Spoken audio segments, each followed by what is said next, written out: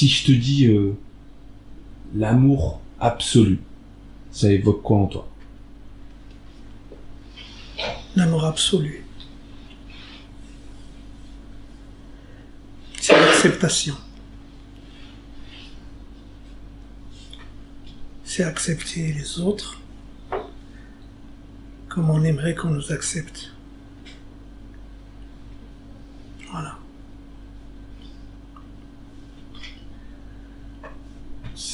Comment ça se fait que c'est difficile d'accepter les autres, parfois?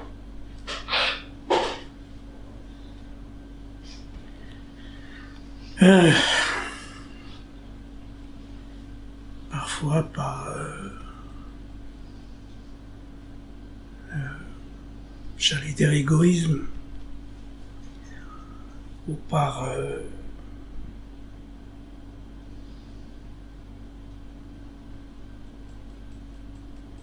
exigence,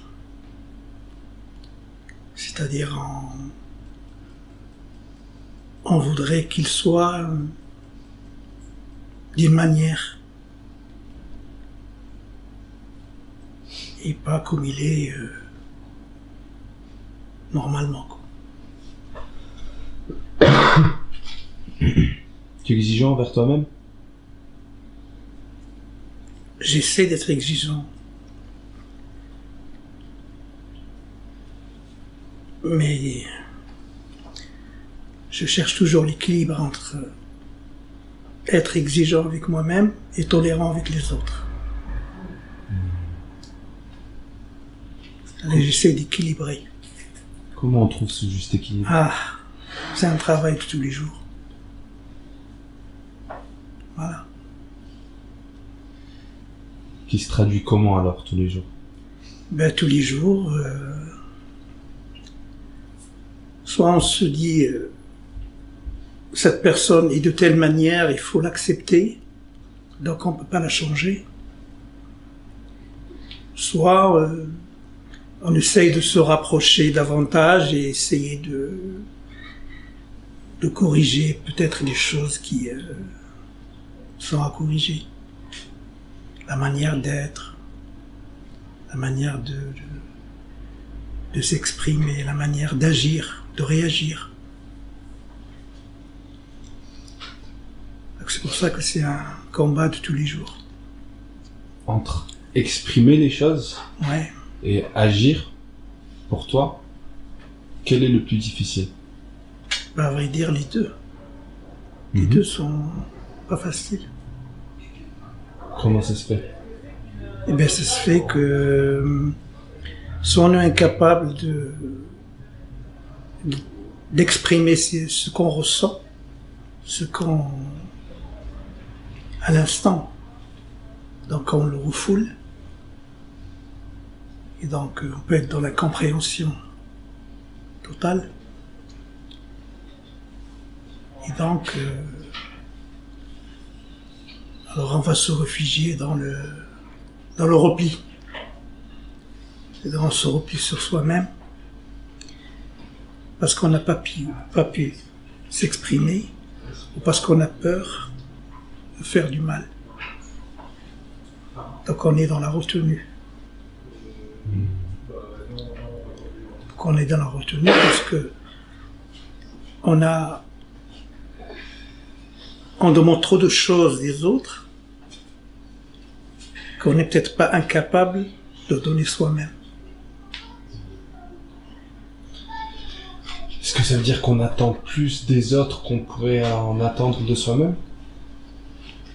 Ben, c'est-à-dire que on n'arrive pas à trouver un équilibre, quoi. L'idéal c'était ça, c'est d'être en équilibre, pas en équilibre sur une planche, mais en équilibre entre ce que j'attends des autres et ce que je suis capable de donner aux autres. Voilà. En quoi une maman, elle nous aide à trouver cet équilibre? D'abord parce qu'il nous a portés. Et pour moi, elle me porte toujours. Je suis toujours son enfant, je suis toujours son...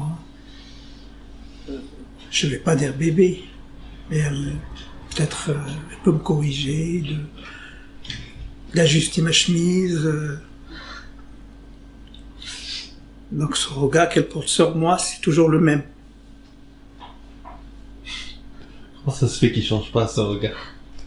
Mais elle change pas parce que d'abord elle nous a porté, et elle nous a porté aussi dans la douleur. Donc on était très très ancrés en elle, très attachés. Donc forcément, on faisait partie d'elle. Et donc quelque chose qui fait partie de toi, ben, tu es là toujours en toi. Un père, c'est... Elle t'a conçu, elle t'a...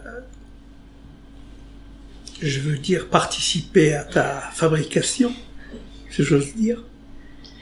Mais elle t'a pas porté. T'as pas porté. Aujourd'hui, toi, dans ta vie, quelle est la chose la plus lourde à porter?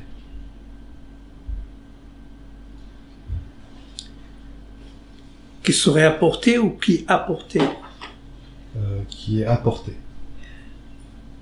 Ben, je remercie Dieu, j'ai encore ma mère, donc... mais ce serait sa disparition.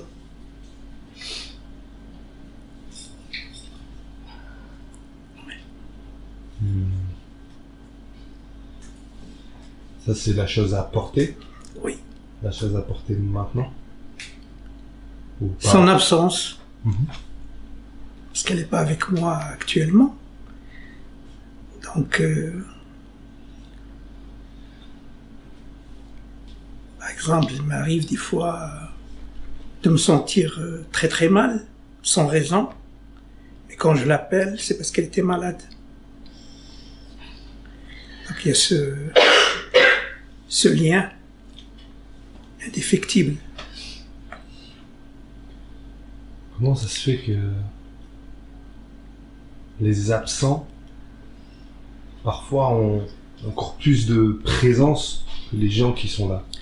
Parce qu'on est dans le besoin, on est toujours dans le besoin de ce qu'on n'a pas, ce qu'on ne possède pas, ce qu'on n'a pas sous la main.